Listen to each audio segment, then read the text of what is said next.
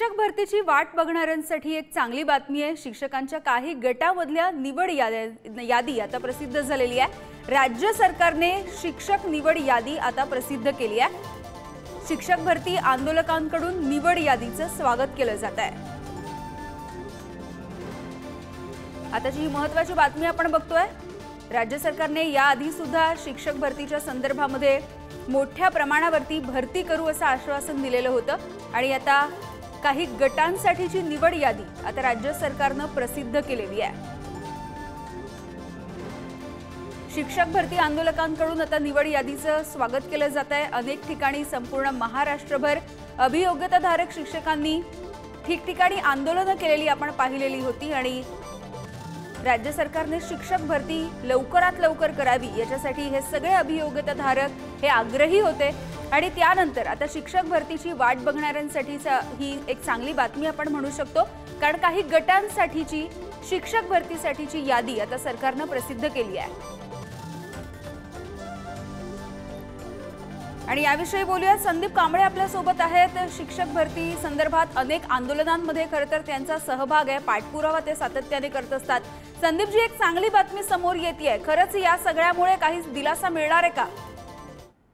हा, नक्कीच मॅडम। सगळ्यात अगोदर मी यापूर्वी पण आपण पुढारी न्यूज टीव्हीनं शिक्षक भरतीच्या संदर्भात वारंवार मुद्दा लावून धरला होता। मनापासून मी खरंच आपला आभारी आहे।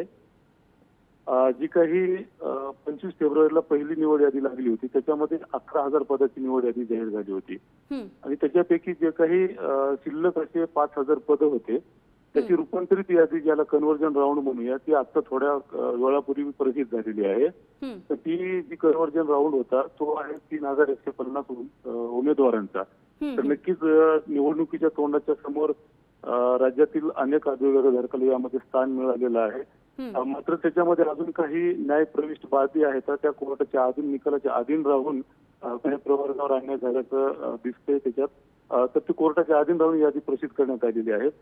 सोबतच याच्यामध्ये निवड प्रक्रियेची यादी जाहीर करताना शिक्षण आयुक्त किंवा प्रशासनांनी खूप चांगली कामगिरी केलेली आहे। याच्यामध्ये प्रत्यक्ष व्यक्तीच्या, कारण राज्यामध्ये आणि देशामध्ये लोकसभा निवडणूक, विधान परिषद निवडणुका सुरू असताना त्याच्यात विशेष परवानगी घेऊन ही निवड यादी जाहीर करणे म्हणजे एक मोठं आव्हान होतं। मनापासून मी प्रशासनाचं पण कौतुक करतो। मात्र दुसऱ्या बाजूला विथ इंटरव्ह्यूची यादी आणि जे काही केसरकर साहेबांनी 2 टप्प्यात 50,000 पद भरती करतो म्हणलेत, ते मात्र होताना दिसत नाहीये। त्यामुळे आम्हाला अजून पुन्हा एकदा पवित्र त्या संदर्भामध्ये लढावाच लागणार आहे। अगदी संदीपजी, त्यामुळे अधिकाधिक पद आता यामुळे तरी भरली जातील आणि दिलासा मिळेल अशी अपेक्षा बाळगूया। धन्यवाद तुम्ही बोललात यासाठी।